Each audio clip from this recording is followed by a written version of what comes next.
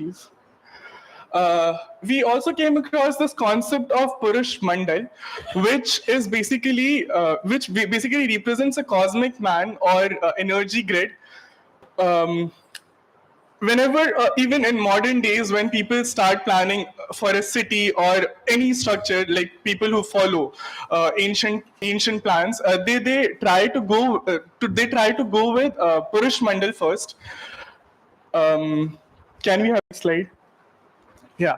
So that was all about the past. Here we have tried to find a few examples to show the relevance with what we have found. So Vidyadhar Nagar, a town in Rajasthan, shows a similar design as in the layouts we showed earlier. You guys can see in the lower right part of the image, the design of swastik layout. The principal architect behind this beautiful architecture was architect B.V. Doshi, who amalgamated this beautiful example of ancient and modern practices of architecture. It has roads going from north to east and south to west, which clearly helps in better ventilation of images of winds and proper sunlight that falls on the town. Next slide, please. So similarly, we have the city of Jaipur, built by Savai Jai Singh in 1727. As he was very fond of astronomy, astrology, and other sciences, he wanted to incorporate Vastu Shastra in his new capital city. So he thought of including Vastu Mandala in his layout. So we can see that there is a main road from Surajpur to Chandpur, which along with other 3 main streets divide the city into 8 to 9 blocks. And these main roads are highlighted in black in the satellite image, as well as in the schematic diagram of the capital city. Whereas in the center, highlighted in red, you can see the Brahmasthan, where the principal deity or the worship area was located. So these elements show ecological consciousness, inclusion of ecological consciousness in the design of Jaipur. Next. So the impact of directions can very well be validated by modern day research today by EEG mapping of the brain activity. So during an EEG mapping of brain, so scientists found that when the brain is oriented in a particular direction, specifically east direction, the brain activity tends to increase and problem solving ability tends to increase. So, moreover, there are animals and birds, especially the migratory ones, which have a sense of direction, as they tend to skillfully navigate between their breeding as well as wintering grounds. And they land up on the same place everywhere. How? Because they have a sense of direction. So, this impact of direction has been very well taken care of by Vastu. Next. Now we discuss here the impact of unplanned urbanization on modern Indian cities. Here we have 5 satellite images of Indian cities, which highlight the green cover area as well as the water level area, groundwater level of the cities. So here we have Chandigarh, which is one of the first planned city of India. Then we have Jaipur, which is Vastu planned city of India. Then we have a capital city, New Delhi, and then Chennai and Bangalore, which are not that planned, and today they are dealing with unplanned urban development and related crisis. So here we can see that comparatively Chandigarh and Jaipur and New Delhi have a comparatively better green cover, while in Chennai and in Bangalore, the green cover as well as the water scarcity is an alarming situation. So, even though Chennai is located next to Bay of Bengal, and it has ample of water supply, and even the water level are in a good condition. But what amount is available for consumption? Only 1/3, and the city trucks in around 10 million waters every single day to satiate its growing population. And similarly, Bangalore. So in 90s it was known as the garden city, but today it is known as the concrete city. Why? Because of unconscious ecological development. Next. And this can also be substantiated by other news reports that we have included here. how unconscious ecological development, unplanned urban development is causing crisis in modern cities. Be it the Chennai floods, be it the Joshi mud case, or be it the Bangalore water scarcity and green cover loss. Next. And to summarize what we have learned in our research project, Jaipur is a meticulous example of Vastu-based design, harnessing which has the potential to harness natural and cosmic energies, promotes sustainability, optimizes water conservation, improves energy efficiency, creating a biophilic layout of the city. Next. And to conclude, we would like to conclude by giving lessons from life then to improve life now. So, to the way forward from a fragile, flawed, failing, ecologically unconscious city to a stable, sustainable, successful, ecologically conscious city, we need certain steps to keep in mind while planning our cities. We need planned urban development, incorporation of Vastu principles in town planning, efficient natural resource management, and ecological balance with nature for an improved quality of life and ecologically conscious life. Next. So these are our major references. Next. We would like to thank the organizing committee and the scientific committee for giving us a platform to explore ancient architectural practices. And it was a wonderful experience learning about architectural areas. Thank you. Happy Earth Day. Happy Earth Day.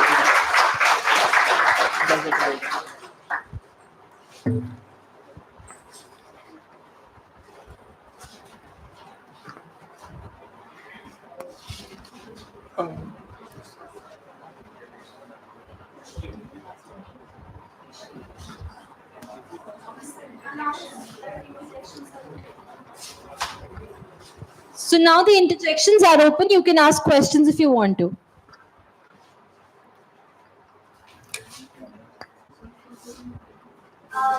Also, as announced earlier, students from any of the other teams and jury members can pose questions, not the mentors of the other teams.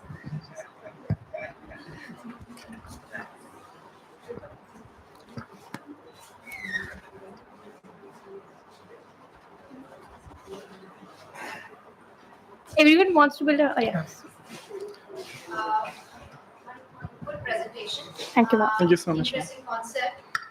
I'm a little confused how you reach this conclusion that that Vastu-based planning is something which is more relevant for us or for the new modern cities which are there. Maybe I missed the connection. So if you can just highlight that how you reach that conclusion based on your research. Sure, ma'am.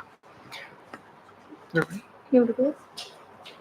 You can go first. So Vastu has a lot of principle that it revolves around while planning a structure. All the layouts have a basic factors that they consider before they go for it. That majorly includes a proper resource management. Which is like, and they even like as a resource they consider even the things that today even we don't consider. Wind was one of them, water of course was one of them. In even before Vastu, if you consider the Harappan civilizations and like any ancient Indus Valley civilization, they had this very prominent structure for resource management. They had proper granaries and everything. So if like modern day architecture just needs to modify considering the factors that Vastu wants to say regarding the resource management and factors that we can't explain in many way with science right now, which includes the direction. We do explain it with science, but we don't have a prominent answer to it when it comes to architecture. But Vastu has it.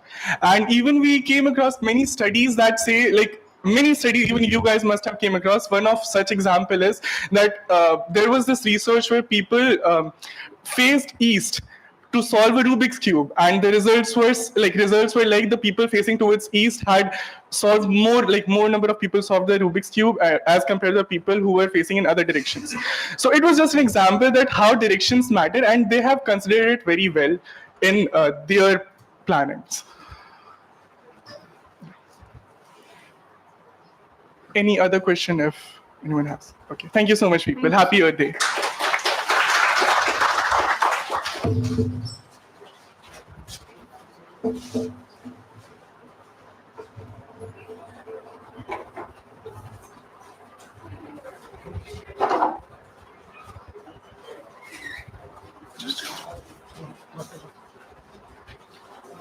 Excellent job. Let's welcome our next team. They are from BhagatSinghCollege, College, University of Delhi, and consist of Divya Dio, Nahal Anjan, Sneha Gautam, and Akriti Mishra. They have been mentored by Dr. Pawan Kumar.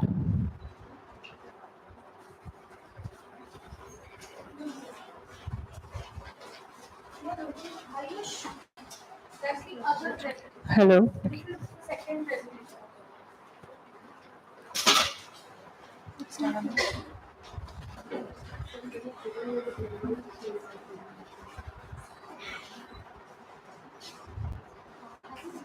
Yes, we actually have a link. We don't have a PPT, we have a link. So you want to open it online? Yes. Remove the link to the Yeah.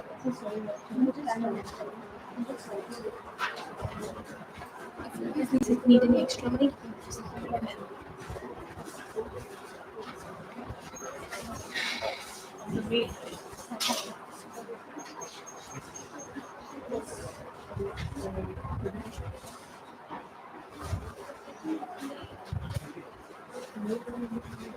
ENG22023 email ID.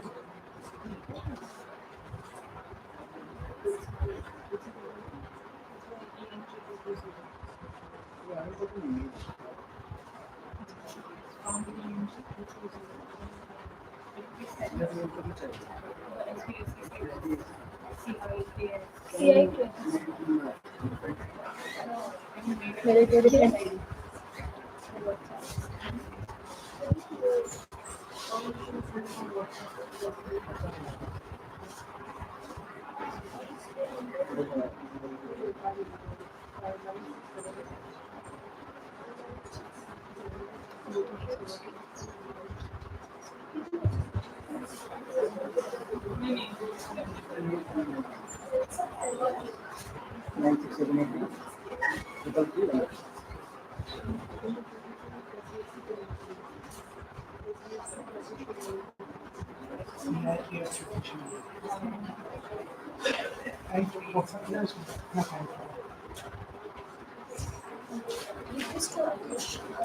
match it with the presentation.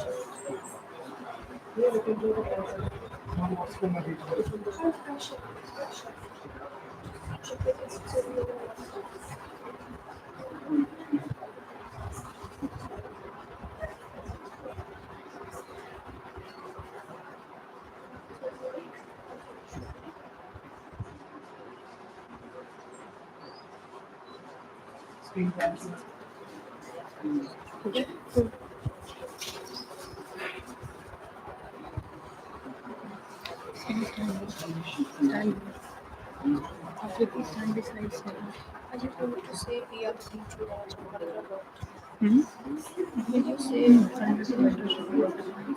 तो ये स्नेहा के बोलने के बाद बोलोगे स्नेहा के बोलने के बाद बोलोगे आप पहले इंट्रोडक्शन पहले A very good morning to one and all present here. We're a team from Harithkram College under the mentorship of Dr. Pawan Kumar.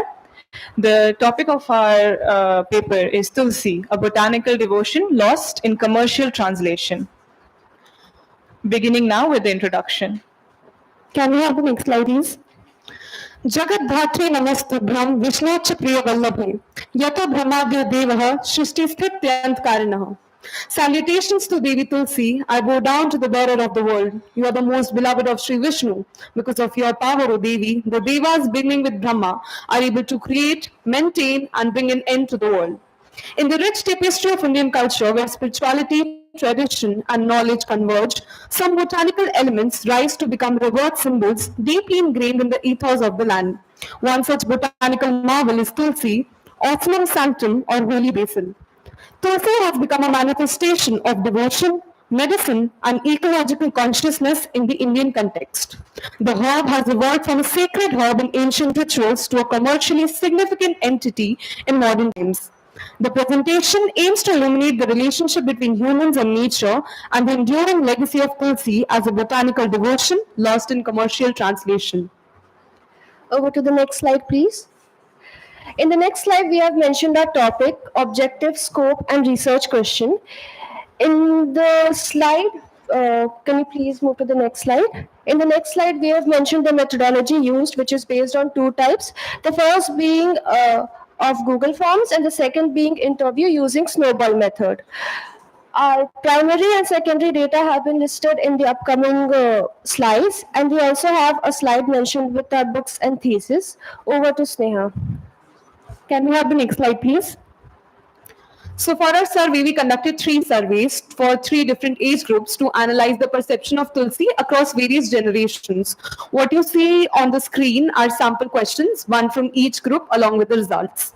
Through the surveys, we noticed a pattern in each age group. For the first age group, from the age 15 to 35 years, we noticed that the younger minds, they do not pay much importance to the cultural practices and they do not believe in following a lot of them. And the source for their knowledge about Tulsi majorly came from their family, their rituals, and the books, and some other sources like advertisement and media.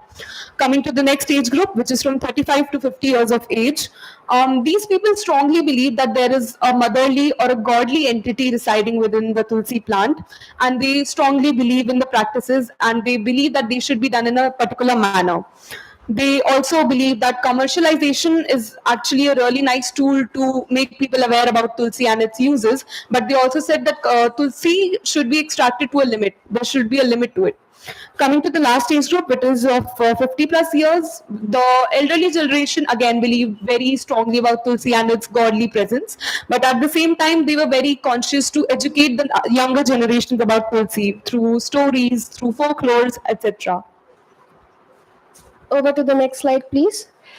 In the upcoming 3 slides, I'll be explaining about Tulsi using few datas. So in the first data, we can see that there are 2 datas present, and we see how there is an increasing trend in Ayurveda products, and it is creating a base in its market. We see that there is a market base which is estimated to be about $7.65 billion by 2025 and between 2025 to 29. Its increasing use as an alternative base in place of expensive and harmful Western chemicalized brand states how it is now being inculcated in even beauty and personal care, which will further increase its demand in its consumer base. Over to the next slide, please. Here is a slide in which we have tried to present a comparison between Tulsi and paddy cultivation.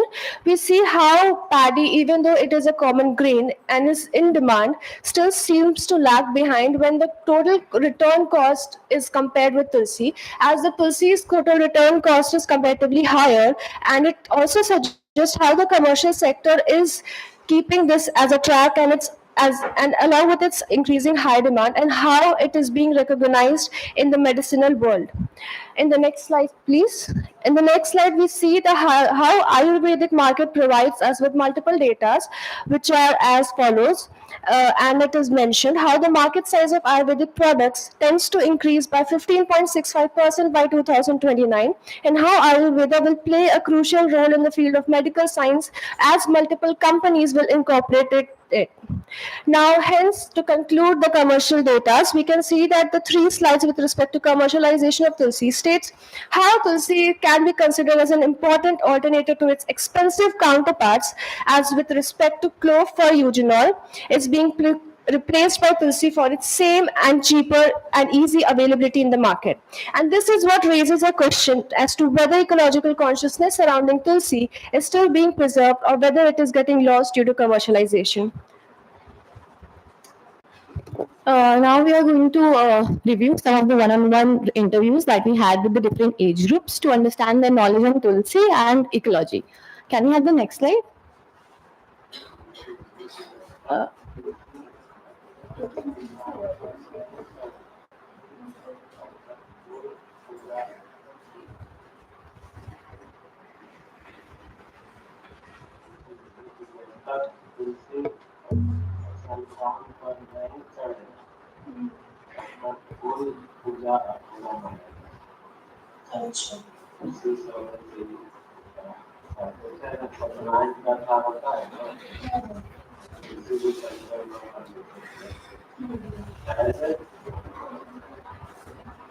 Okay, so this was an interview that we had with one of the most senior age groups, that is 50 plus, where the person he was talking about a legend that he knows about Tulsi and Shaligram. So we noticed that in this age group, which is 50 plus, they view Tulsi as a goddess and which having eternal powers, like warding off negative energies and promoting spiritual well-being.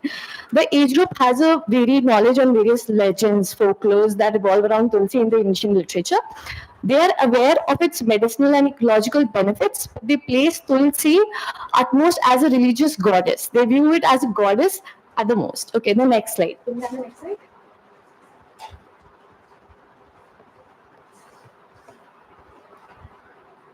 We have an audio over here too.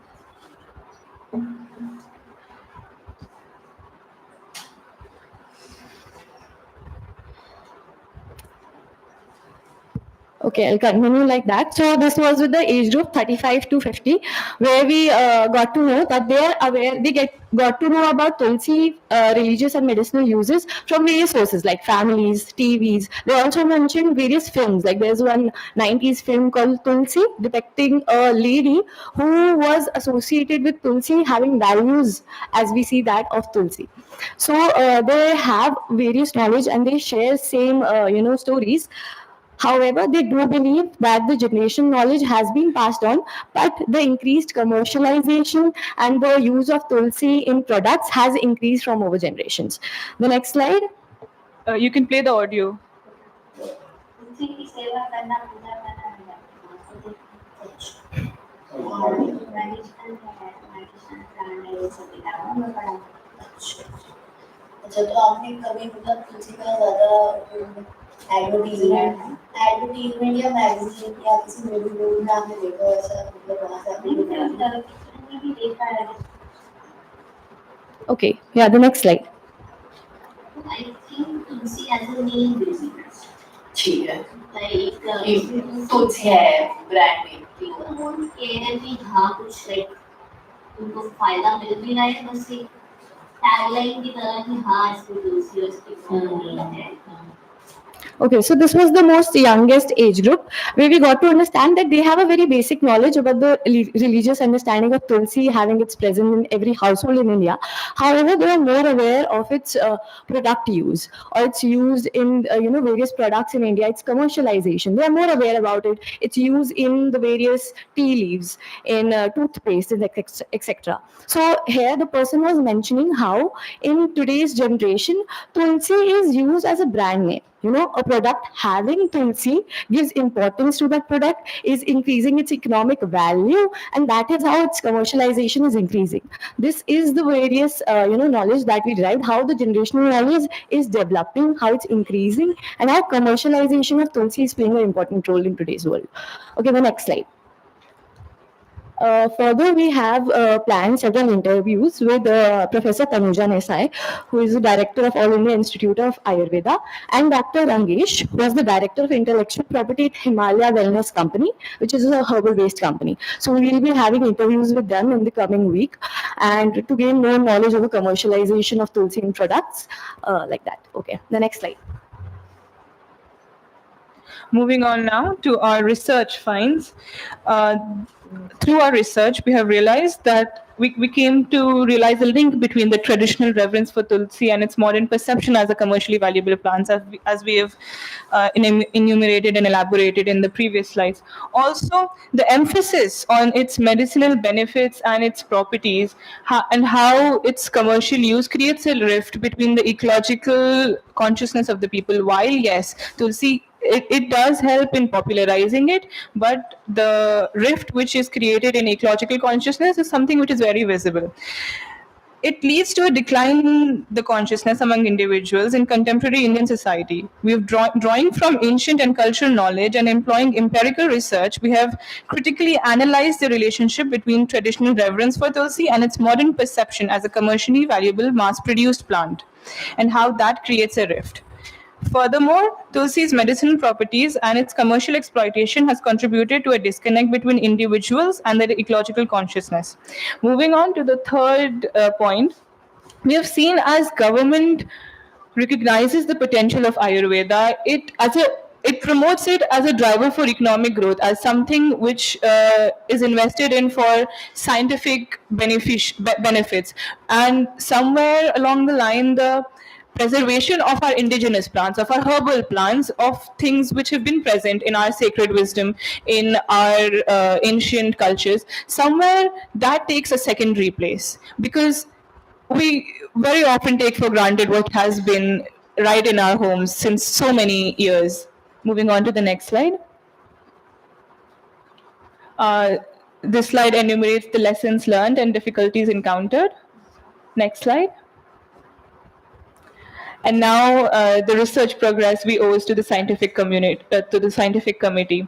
You advised us to take a more interactive approach with the interviews, a selective reading of texts which are particularly relevant to our research, incorporating commercial data, and to substantiate how commercialization is leading towards the decline. Thank you so much. Thank you so much.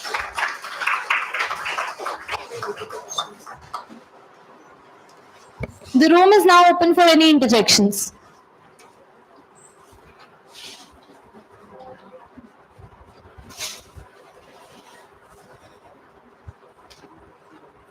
Yeah. Yes.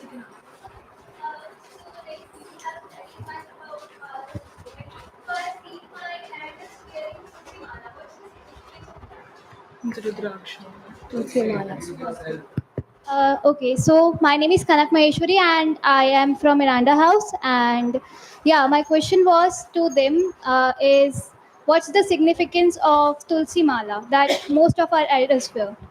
So the elder generation, they wear a Tulsi Mala. The Tulsi Mala signifies, it's believed that those who wear Tulsi Mala avoid eating non-vegetarian food.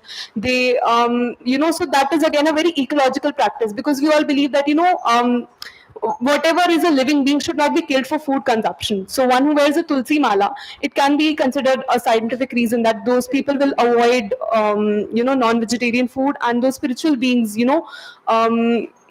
it is a step towards spiritual consciousness. It mostly signifies a way of life, a more spiritually devoted way of life. Thank you so much. Any other questions?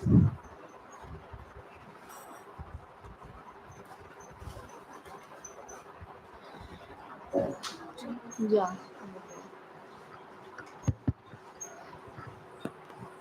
Hello everyone. My name is Harsha Shukla. I am from Hansraj College.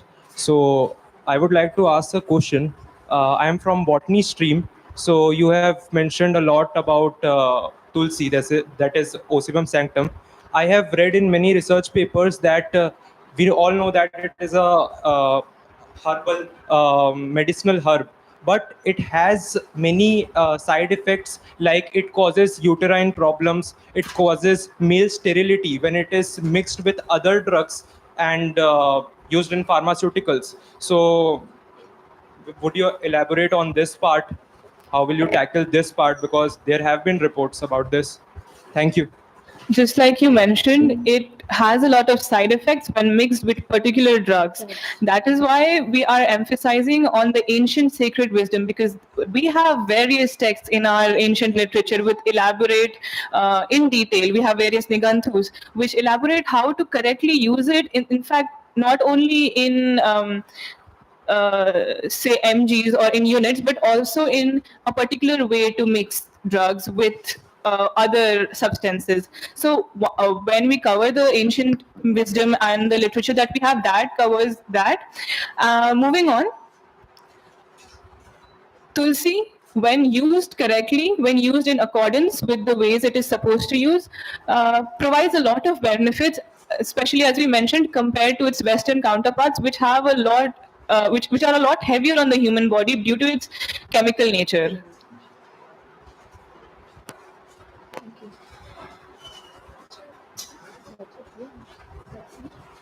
Thank you so much.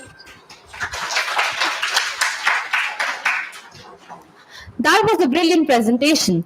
Now please welcome our next team from Amrita Vishwa Vidyapeetham. This team consists of Akraprabha Mukherjee, V. Sai Chuti Reddy, Madhu Lakshmi, Sai Gayatri, and Jagiru Harshvardhan. And their mentor is Dr. Anand Sharma Biji.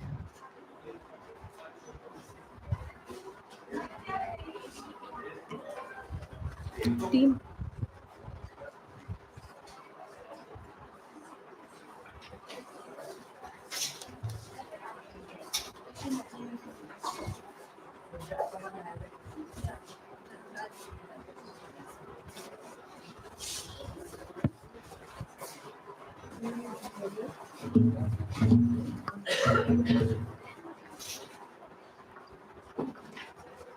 So, a very good morning to everyone. Firstly, wishing you all a very happy Earth Day. We would like to first start our presentation by thanking the organizing committee for giving us this opportunity. So, what is the most important factor of our research work? It's considered to be the foremost part of a human being. It's neither a gun nor a pen. It's our mind, the mindset which our ancestors had, which made them bounded to no rules, regulations, and those things, yet they were very much developed and sustainability was hand to hand along with them. We can relate this concept with Ayurveda. What does Ayurveda do? It like focuses on treating the cause rather than the symptoms. So this ecological consciousness, similarly, we need to go to the root cause of it rather than going to the peripheral part. And how we can achieve that? By changing the mindset or mentality of the people. Because all of you know, if Newton's external force comes, it leads to reactions. But spontaneity is the only thing which can lead to natural state of a person. This is our team. We are mentored by Dr. Ananta Sharma. We'll move forward to the scope of our paper, which is very simple, instilling the ecological wisdom which our ancestors have in today's generation in the most effective and optimum manner. And our objectives are firstly, conducting sessions and seminars with a very good curated content so that we can make them understand. And we have already done in a very few colleges, 3 to 4 colleges, and we have got great results for that thing. Also, majorly we have prepared a well curated content curriculum, because only through education and awareness that solution can come. And as we are BTech CSC students, we know solution to many will come, but it has to be cheap and less expensive also, or else how will we spread it to the masses? Now we move forward to the research questions. By looking on to our objectives, everyone will get across some questions like why we have chosen specifically this topic on mindset. Because we firmly believe that mindset is the key which bridges us from our ancestors. And while the changing the mentality in the young minds will result the changes in the efficient way, because we always follow the end of the education is the character. If we instill the ancient sustainable developments used by our ancient people like Chanakya and so many great leaders, then young minds will get familiarized with that. And we'll move to the methodologies we have used to get answered for these research questions. Firstly, to get familiar with the mindsets across different various peer groups, we started taking surveys with transformative questionnaires with us.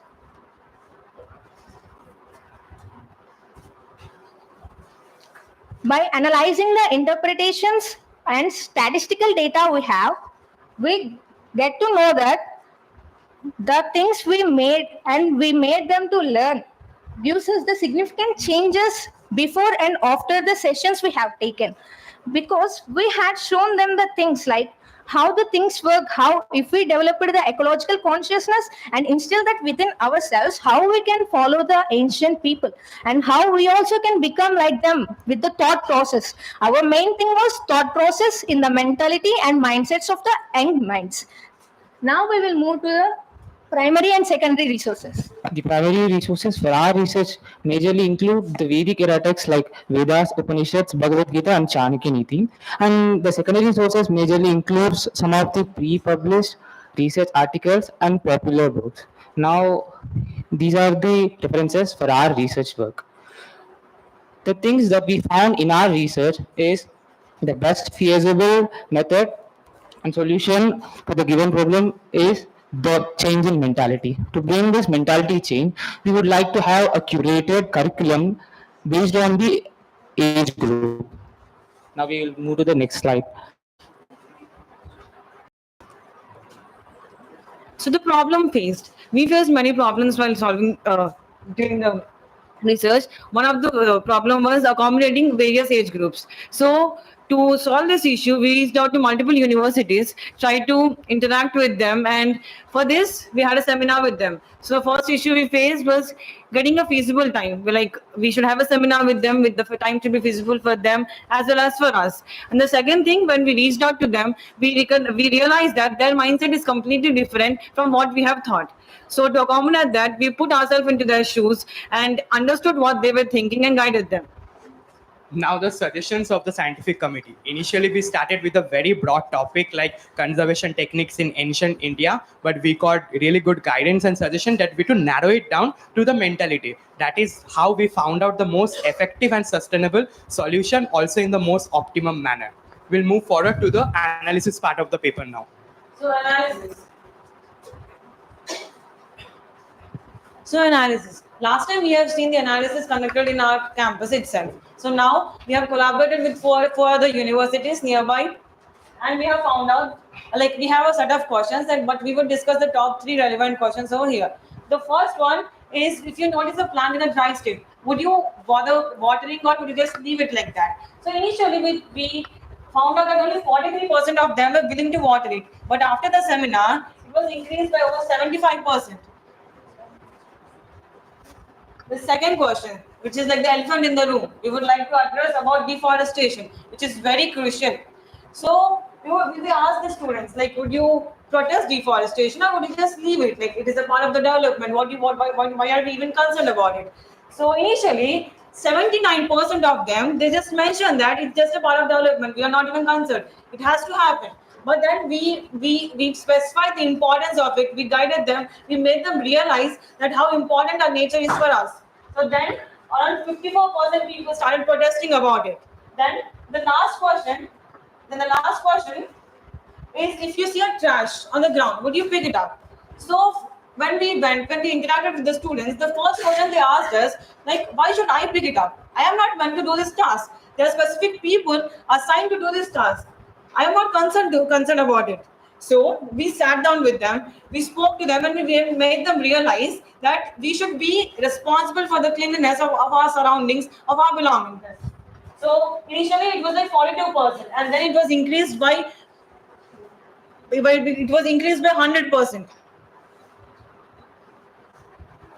So these are few of the images of the surveys and the seminars we have conducted in the various universities.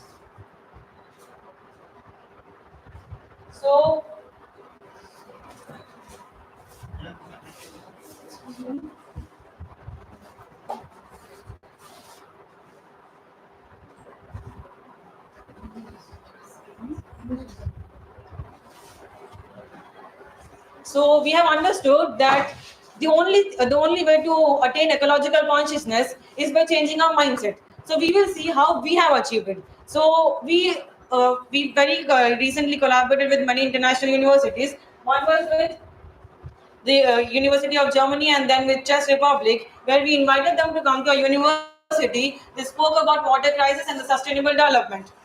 Then we believe in education for life and not for living. So to show this example, we would like to take a very on campus in Etimarai. So a few years back, we had a drought situation. We did not have water. The ground level water was very low. So our students started researching on it, and they found out 2 main root causes. One was that the ground level water was very low, and the natural resource of water, wherever it was coming from, was not properly utilized.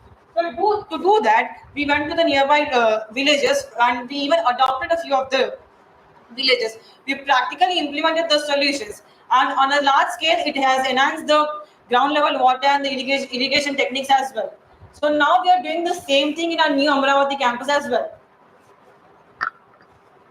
So these are the few Amrita's works that we have done. So the first thing is 1 trillion tree plant campaign. So we are trying to plant 1 trillion trees from 2021 to 2030 across the nation. And the second one is Amala Bharatam, which is a cleanliness drive started by our Chancellor Amma in 2010, where we have connected around 7,500 cleanliness drives till now, involving 1 volunteers and 6,500 co-workers across 23 states. Apart from this, we have also, like, our curriculum also has live-in labs, where we go to the economically backward rural areas, we stay with them for a couple of months, understand their problem, we give a practical solution that they can apply in their lives and enhance their livelihoods. We also started making jute and paper bags and distributed it to the nearby shops and neighborhood. Next, we'll continue with the conclusions. So as all of you saw, that changing the mentality is the most effective way of solving a problem and situation. But we need to understand this happens with small things. Like suppose making the jute bags, making the paper bags for that, which we saw even today, which we got. Now daily grocery shopping, we go. Plastic usage drastically reduces that to like anything.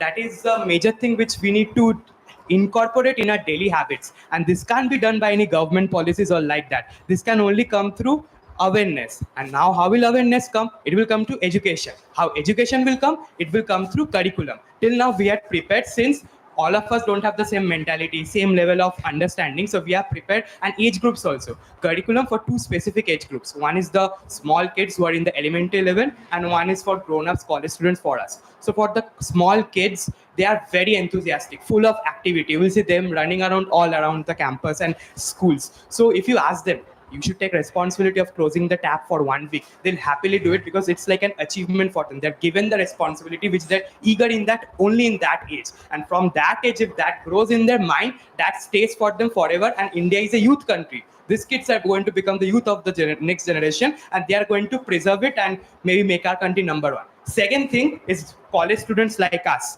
who think we are like very intellectual. We study about Lenin, Marx, Chanakya, and we philosophical, logical, atheism, so many things. We are now great thinkers of the world, the next Socrates. So our thing is, we won't be enthusiastic or activity. How we can be intrigued? Only through one thing, that is challenging our mentality or maybe our ego. You take this challenge, you take these projects. In our college, we have free electives where they give this challenge, and in this process of doing something, getting them examples of their famous leaders, maybe some Chanakyas from Arthashastra Niti, they get intrigued, and while doing it, in the process, they fall in love with it. And this is how the mindset grows up, and this group of people is the torchbearer and the example of the youth. This is how they carry on and move forward towards a very sustainable and a great future. Thank you all. Thank you. Now the room is open for the interjections.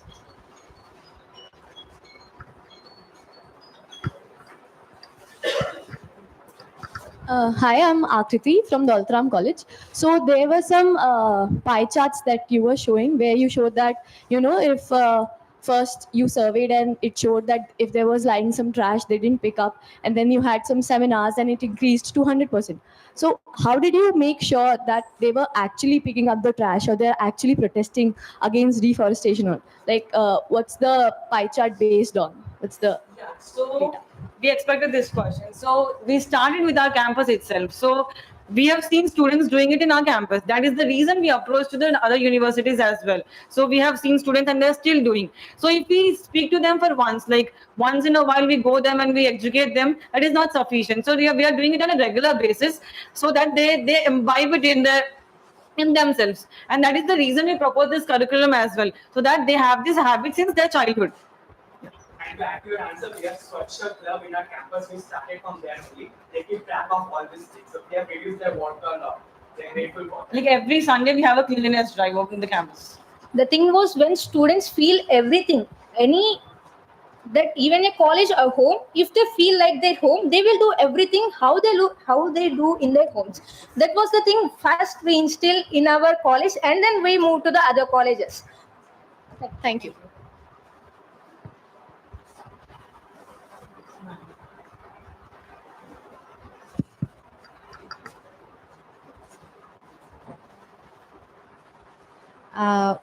Really interesting presentation. Regarding the second question on where you use the pie chart, I'm a little unsure about the relationship between overpopulation and development. So you can just switch to that slide. Can you switch to that slide? Yeah. So we have part of development, and the question seems is of course, deforestation is a threat as a result of overpopulation. and then the pie chart is showing development. So I'm not sure what is it that you're trying to Those were communicate. the options given to the students, ma'am. Like, are you thinking that the deforestation was the part of the development of the country, or you are going to protest the deforestation is not good for our country? That's the As a mismatch. So you're asking for perception. You're not asking is it part of development or not. You see, you're saying is it part of as a result of overpopulation. So the perception is yes, no, maybe. Okay, the question framing. I mean, that's what she asked. The question and the answer is. Sir, actually our intent was when there is overpopulation, there is development and so many things are there. So for that we need to feed the people. So for this is deforestation justified. So initially many students are like, okay, if there is technological advancement, development, there has to be, like of course resources has to be given from some sources. That's a very Malthusian sort of understanding. It's a very Malthusian understanding which has been challenged. So you sort of revise, think that causality that you're thinking. There is a theory of that, but it's a very Malthusian sort of understanding. But I wanted to know